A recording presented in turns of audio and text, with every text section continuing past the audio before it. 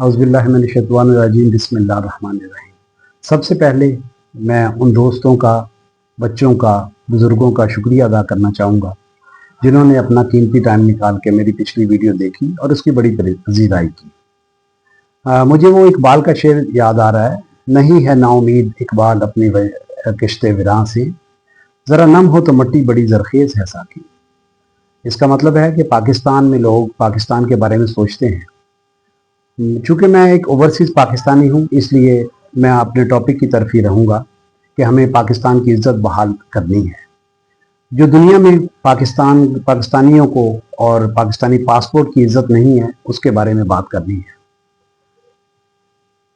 Channel शुरू किया है कि पाकिस्तान की और पाकिस्तानियों की और ग्रीन पासपोर्ट की इज़्ज़त को बहाल किया जाए, दूसरे मुल्क के एयरपोर्ट पे दूसरे मुल्क के कानून का एहतराम करके। तो मैं चाहूँगा कि मैं 2-3 चीज़ों को ज़रूर दोबारा कहूँ कि आप सब मिलके इस मैसेज को हर पाकिस्तानी तक पहुँचाइए कि हमने विज़िट वीज़े पे जाके नौकरी नहीं ढूंढनी।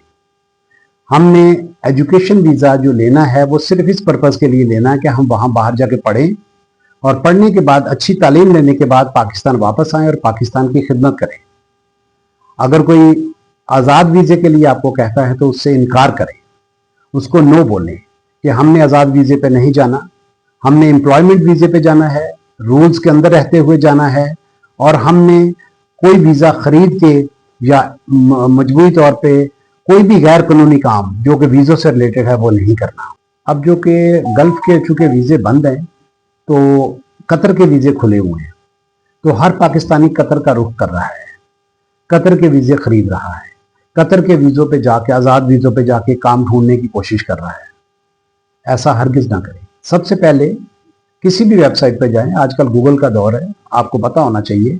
उस मुल्क की इकॉनमी के बारे में देखिए, वहाँ कितनी आबादी है उसके बारे में पढ़िए। पढ़ने के बाद वहाँ पे कितने फॉरेनर्स की जगह है, ये सारी इंफॉर्मेशन मुझे देने की ज़रूरत नहीं है।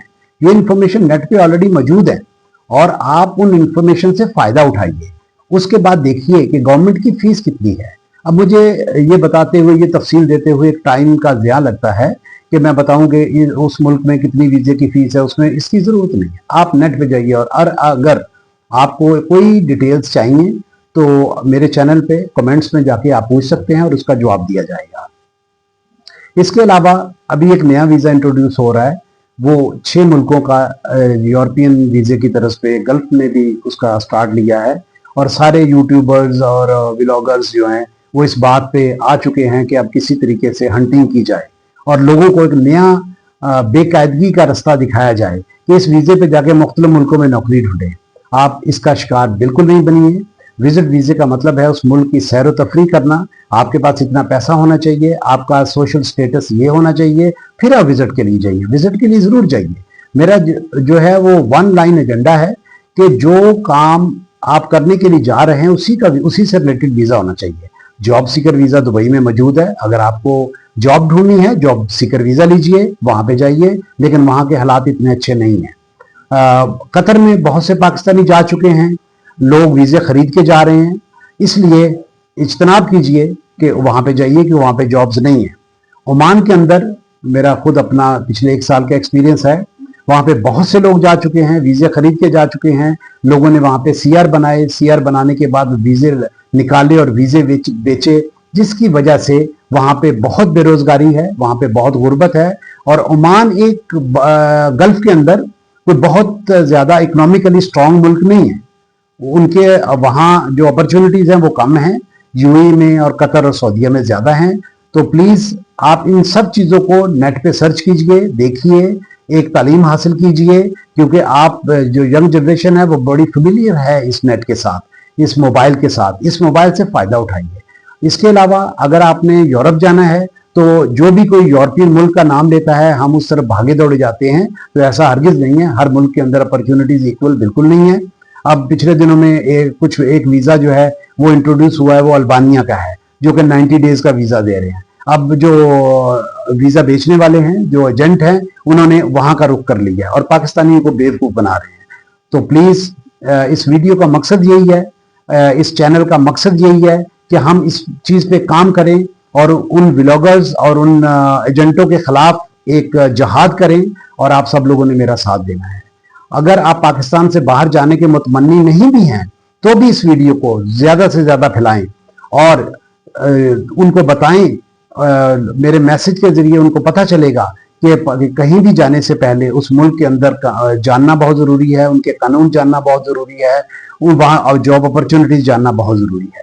ویڈیو کے آخر میں یہ بات ضرور کہنا چاہوں گا کہ سوشل میڈیا ایک طاقت ہے. اس طاقت کو اچھائی کے لیے استعمال کیجئے. جہاں پہ پاکستان کے اندر ایسے لوگ بھی موجود ہیں جو کہ ایک جملہ آئی ہیٹ مائی پھپھو کے بیٹے, اس سے وائرل ہو جاتی ہے ویڈیو, تو اس کو پازیٹیولی بھی استعمال کیجئے. نقلی پیسے پھینکنے کی ویڈیوز کے اوپر زیادہ دھیان نہ دیجیے. جو ویڈیوز پاکستان کی عزت کے لیے بنائی جاتی ہیں, پاکستان میں بہتری کے لیے بنائی جاتی ہیں, ان پہ بھی غور کیجیے. میں آپ کو اپنے کسی بھی ویلاگ میں یا کسی بھی ویڈیو میں لکھپتی بننے کا طریقہ, کامیاب ہونے کا طریقہ یا اس کے علاوہ اور فضولیات بہت سی ہیں ان کا طریقہ نہیں بتاؤں گا, بلکہ ہم ہمیشہ پاکستان کی عزت کے لیے کام کریں گے, پاکستان میں بہتری کے لیے کام کریں گے, ایک قوم بننے کے لیے کام کریں گے. اس سوشل میڈیا کو ایک قوم بننے کے لیے استعمال کیجیے. اس سوشل میڈیا میں نفرت اور تفرقہ مت پھیلائیے. بہت سے ایسے ٹاپکس ہیں جن پہ کام ہی نہیں ہوتا. ہر کوئی آپ کو تفرقہ بازی کے اندر دھکیل رہا ہے, آپ کو اپنے ویوز بڑھانے کے لیے اٹریکٹیو چیزوں کے لیے کھینچ رہا ہے. لیکن آپ کو خود سوچنا ہے کہ ہم نے اس سوشل میڈیا کو استعمال کرتے ہوئے ایک قوم بننا ہے اور اس قوم نے مل کے پاکستان کی عزت کا دفاع کرنا ہے. پاکستان پائندہ باد.